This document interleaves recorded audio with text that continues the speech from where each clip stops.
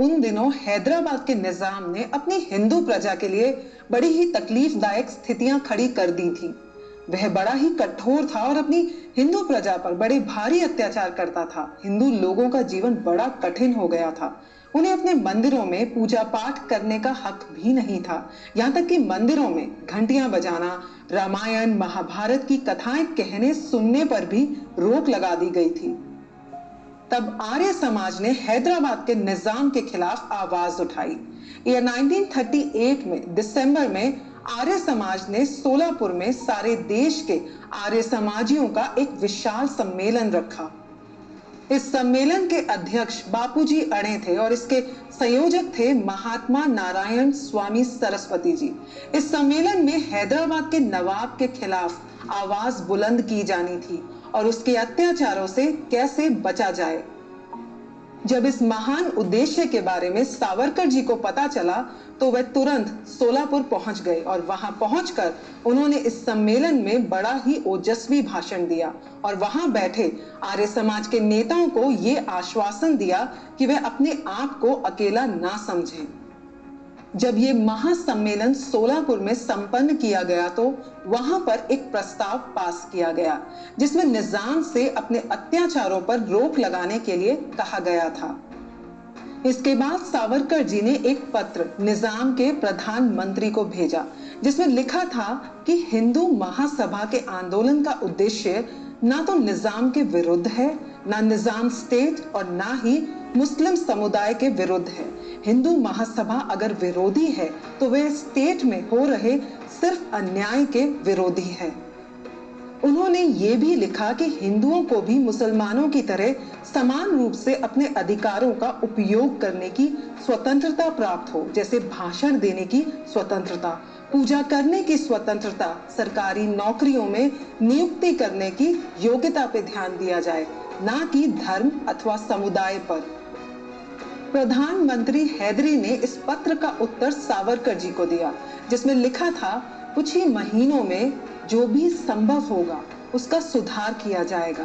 किसी भी समुदाय के साथ कोई अन्याय नहीं किया जाएगा और पूरे राज्य में किसी भी धर्म विशेष या समुदाय को महत्व दिए बिना सबको समान रूप से ध्यान में रखा जाएगा। जिस तरह से निजाम के प्रधानमंत्री ने सावरकर जी को पत्र का उत्तर दिया उससे साफ जाहिर होता है कि निजाम हिंदुओं के साथ समझौता करना चाहते थे। खुलना की हिंदू परिषद में सावरकर जी की प्रेरणा से हैदराबाद आंदोलन के लिए एक जत्था भेजा गया। अंत में निजाम को आर्य समाज की मांगों के सामने झुकना पड़ा और उसने आर्य समाज की मांगों को मान लिया। दोस्तों, हैदराबाद आंदोलन को गांधी जी ने हिंदू महासभा और आर्य समाज का सांप्रदायिक आंदोलन कहा था, जबकि ऐसा नहीं था। उनके इस कथन को लोगों ने बिल्कुल भी नहीं सराहा। हिंदू महासभा के राष्ट्रवाद को सांप्रदायवाद के साथ जोड़ने का लांछन कांग्रेस पर आज तक हावी है। जब सावरकर जी और डॉक्टर मुंजे का ध्यान गांधी जी के कथन पर गया तो उन्होंने कहा कि गांधी जी बताएं कि वंदे मातरम को ना सहन करने वाले, हिंदी भाषा का विरोध करने वाले व स्वाधीनता संग्राम में साथ ना देने वालों को सर पर चढ़ाना क्या ये न्याय है? दोस्तों, 1937 में सावरकर जी की रिहाई के बाद उनकी राजनीतिक गतिविधियों में तेजी आ गई थी। वे अब एक बहुत लोकप्रिय नेता बन चुके थे। उनकी हिम्मत, सूझबूझ और स्पष्टतावादी होने के कारण लोग उन्हें बहुत मानते थे। 9 अक्टूबर year 1939 governor general lord Linlithgow ने सावरकर जी को बड़े सम्मान से दिल्ली में मिलने के लिए बुलाया। लॉर्ड ने सावरकर जी से विश्व युद्ध के बारे में उनके विचार और स्पष्ट नीति जाननी चाहिए। इस पर सावरकर जी ने उनसे कहा कि वे एक क्रांतिकारी हैं और उसके नाते वे फौजीकरण को देश हित की सेवा के लिए मानते हैं। सावरकर जी ने कहा कि देश की सीमाओं पर देश में सिख, गोरखा व अन्य हिंदुओं की सेना टुकड़ियां रहने से ही हिंदुओं का हित होगा।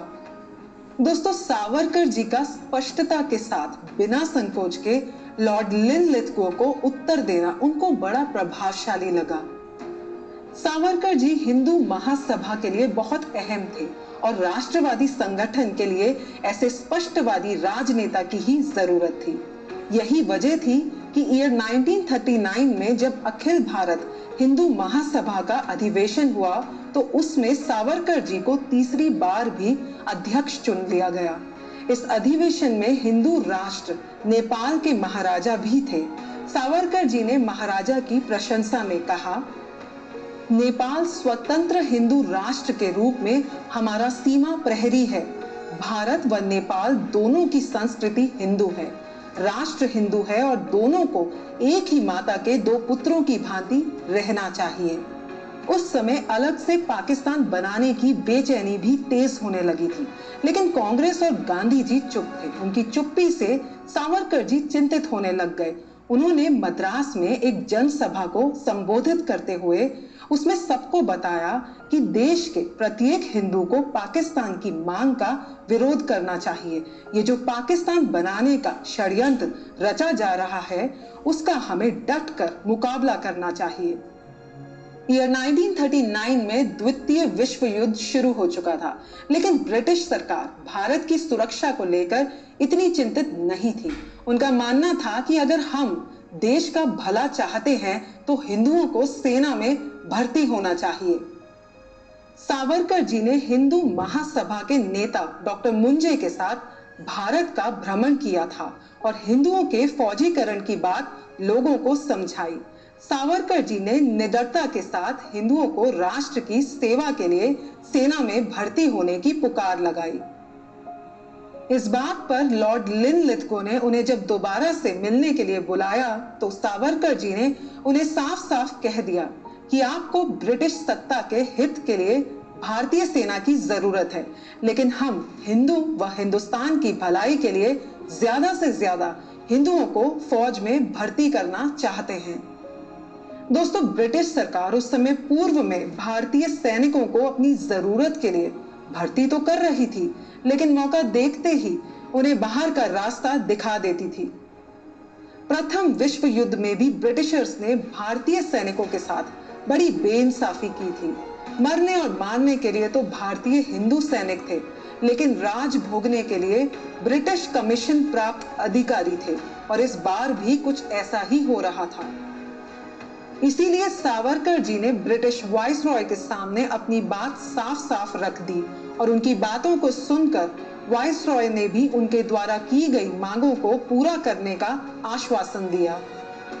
दोस्तों, सावरकर जी ने देश के महान क्रांतिकारियों को बहुत प्रेरणा दी थी, जिसमें से नेताजी सुभाष चंद्र बोस भी एक थे।